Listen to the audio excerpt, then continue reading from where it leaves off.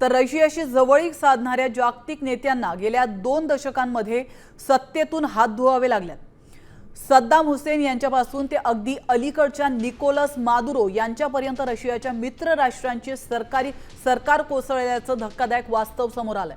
यामध्ये अमेरिकेची थेट भूमिका किंवा लोकक्रांतीची लाट कारणीभूत ठरली आहे। इराक, युक्रेन, सिरिया आणि आता व्हेनेझुएला अशा अनेक देशांमधील सत्तांतराने जागतिक राजकारणाची समीकरणं पूर्णपणे बदलून टाकली आहेत।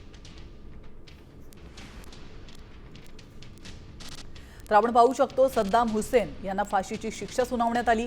जॉर्जियामध्ये देववर्जनाजे यांना सत्तेतून पायउतार व्हावं लागलं, तर युक्रेनमध्ये देखील तिथल्या राष्ट्राध्यक्षांना सत्तेतून पायउतार व्हावं लागलं।